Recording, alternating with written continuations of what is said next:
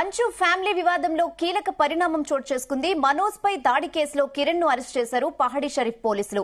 Mohan Babu personal manager గా కిరణ్ కొనసాగుతున్నారు. 3 రోజుల క్రితం తనపై కిరణ్ దాడి చేశాడని మంచు మనోజ్ ఫిర్యాదులో పేర్కొన్నారు. మరో నిందితుడు వినయ్ రెడ్డి కోసం పోలీసులు గాలిస్తున్నట్లుగా తెలుస్తోంది.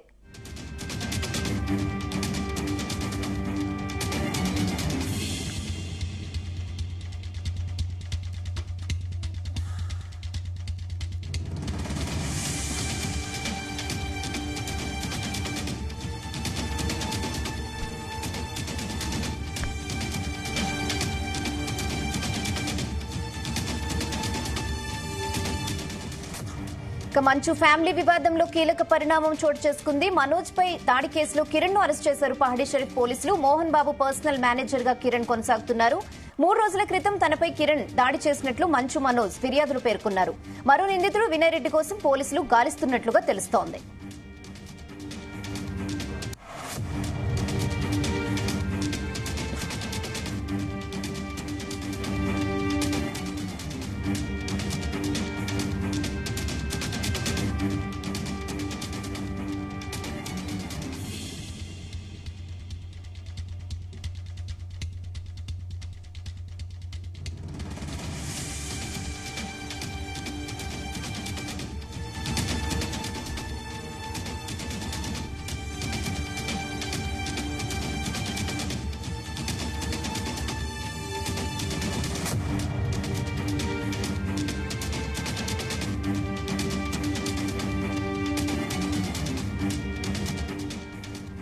మంచు ఫ్యామిలీ వివాదంలో కీలక పరిణామం చోటు చేసుకుంది. మనోజ్ పై దాడి కేసులో కిరణ్ ను అరెస్ట్ చేశారు పహాడీ షరీఫ్ పోలీసులు. మోహన్ బాబు పర్సనల్ మేనేజర్ గా కిరణ్ కొనసాగుతున్నారు. 3 రోజుల క్రితం తనపై కిరణ్ దాడి చేసినట్లు మంచు మనోజ్ ఫిర్యాదులో పేర్కొన్నారు. ఇక మరో నిందితుడు వినయ్ రెడ్డి కోసం పోలీసులు ఇప్పటికే గాలిస్తున్నట్లుగా తెలుస్తోంది.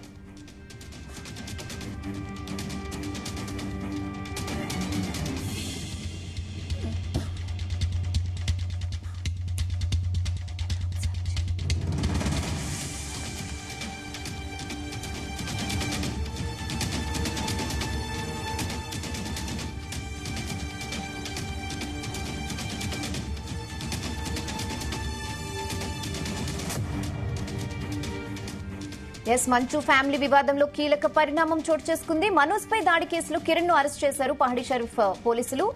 మోహన్ బాబు పర్సనల్ మేనేజర్ గా ఈయన కొనసాగుతున్నారు. సో ఇదే విషయంపై మరిన్ని అప్డేట్స్ మా క్రైమ్ బ్యూరో చీఫ్ రవితేజ్ అందిస్తారు. రవితేజ, మనోజ్ కంప్లైంట్ లో భాగంగా మోహన్ బాబు పర్సనల్ మేనేజర్ కిరణ్ ని అరెస్ట్ చేసినట్లు తెలుస్తోంది. ఏంటి దీనికి సంబంధించిన లేటెస్ట్ అప్డేట్స్? 3 రోజుల క్రితం మనోజ్ తనపై గుర్తు తెలియని దుండగులు ఇంటిపై దాడి చేశారంటూ పహాడీ షరీఫ్ పోలీసుకి ఇచ్చినటువంటి ఫిర్యాదు పైన పోలీసులు ఇన్వెస్టిగేషన్ చేసి ఈ ఎవరైతే కిరణ్ అనే వ్యక్తి మోహన్ బాబుకి పర్సనల్ మేనేజర్ గా వ్యవహరిస్తా ఉన్నాడు.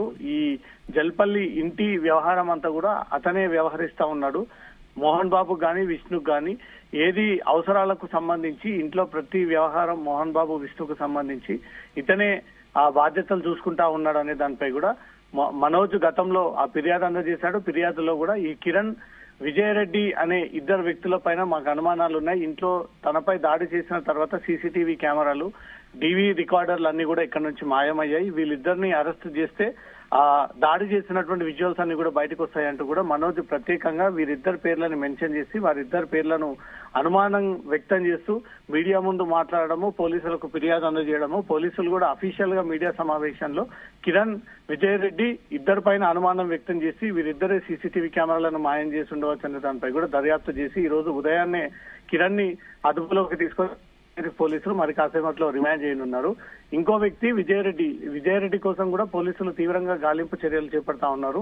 ఇతను సీసీటీవీ కెమెరాలను మాయం చేసినటువంటి కేసులో 2వ నిందితుడిగా ఉన్నాడు విజయరెడ్డి. మొదటి నిందితుడిగా కిరణ్ ఉన్నాడు. కిరణ్ ని అదుపులోకి తీసుకున్నారు. అతనికి సంబంధించినటువంటి ఫోటోలను కూడా పోలీసులు రిలీజ్ చేశారు. కిరణ్ మోహన్ బాబు దగ్గర పర్సనల్ మేనేజర్ గా పనిచేస్తా ఉన్నాడు. మోహన్ బాబుకి సంబంధించినటువంటి షెడ్యూలింగ్ డేట్స్ గాని, అతని ప్రయాణాలకు సంబంధించినటువంటి రాకపోకలు గాని, మోహన్ బాబుని ఎవరైనా కలవాలన్నా, అపాయింట్మెంట్ ఫిక్స్ చేయాలన్నా అదంతా కూడా ఈ కిరణ్ వ్యవహారాలు చేపడతా ఉంటాడు. ఆ కిరణ్ కీలకంగా ఉన్నాడు మనోజ్ దాడి కేసులో. దాంతో పాటు సీసీటీవీ కెమెరాల మాయం కేసులో అనే దానిపై కూడా మనోజ్ కొన్ని అనుమానాలను వ్యక్తం చేసినటువంటి ఫిర్యాదు పైన అరెస్టుల పర్వం స్టార్ట్ అయింది. మొదటి అరెస్ట్ కిరణ్ తో స్టార్ట్ అయింది. రెండో వ్యక్తి విజయరెడ్డిని మరి కాసేపట్లో కొన్ని రోజుల్లో అతన్ని అరెస్ట్ చేసేటువంటి అవకాశం ఉంది. విజయరెడ్డి ఇప్పటికే తలదాచుకున్నాడు, అతను పరారీలో ఉన్నాడు అనేది మాత్రం పోలీసులు చెప్తా ఉన్నారు. కిరణ్ అయితే అదుపులోకి తీసుకొని పాడిచేరి పోలీస్ స్టేషన్ కి తరలించి 3 రోజుల క్రితం మనోజ్ పై దాడి జరిగినప్పుడు కిరణ్ ఎక్కడ ఉన్నాడు, ఆ దాడిలో అతను పార్టిసిపేట్ అయ్యి ఉన్నాడా, ఇటువంటి వీడియోలు బయటికి రాకుండానే ఈ సీసీటీవీ కెమెరాలన్నీ కూడా మాయం చేసి అవన్నీ కూడా డిస్ట్రాయ్ చేసి ఈ ఎలక్ట్రానిక్ ఎవిడెన్స్ అంతా కూడా పూర్తి స్థాయిలో చెరిపేటువంటి ప్రయత్నం చేశాడన్న ఒక కోణంలో కూడా కిరణ్ నుంచి పోలీసులు ఈ వివరాలన్నీ కూడా రాబడతా ఉన్నారు రెహానా.